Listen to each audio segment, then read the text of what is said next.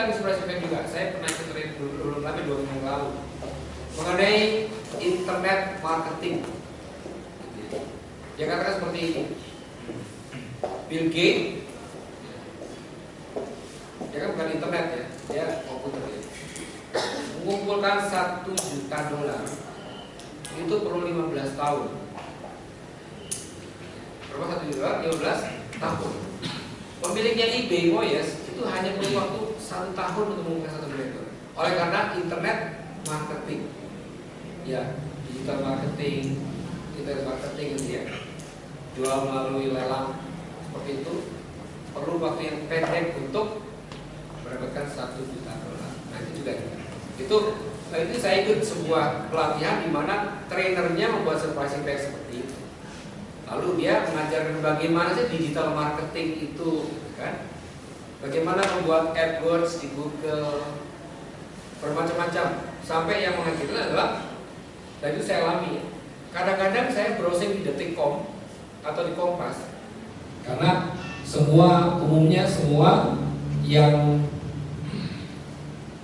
begitu dengan saya biasanya permasalahannya itu jenuh umum gitu ya. Apa kira-kira biasanya Pak? Pak Dodi? Masih kan nggak apa-apa itu ketika mengisi pre-quiz. Kendala apa yang dialami ketika mengajar? Nggak ada masalah. Sudah biasa. Lihat apa di tempat acara pembukaannya. Lancar-lancar saja. Pak Hera tuh. Pak Hera masih cepat terus. Kendala yang dialami ketika mengajar atau presentasi atau briefing.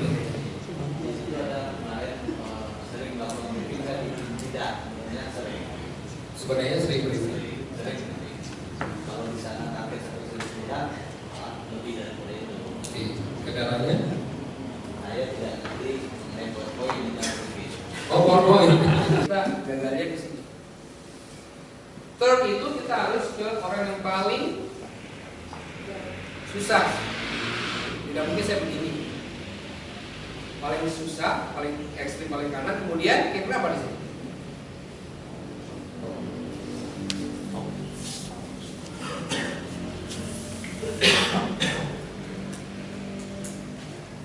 Gitu ya, seperti itu. Nah, perhatikan. Di talk, nah ini kunci ya. Ketika talk itu pastikan orang yang paling kanan, kemudian sebelum talk itu lock dulu. Lock artinya apa? Kunci masa dia. Baru talk selama 3 detik baru pindah. Waktu pindah itu jeda, yaitu pause. Maka namanya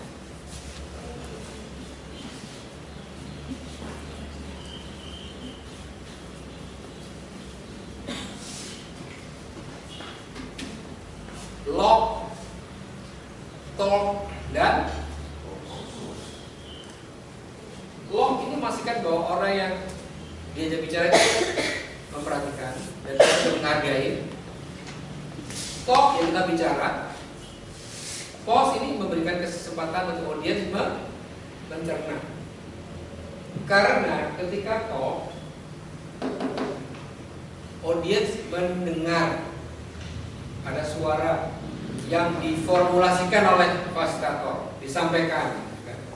Ketika pause, kita memberikan kesempatan pada audiens kita untuk mendengarkan atau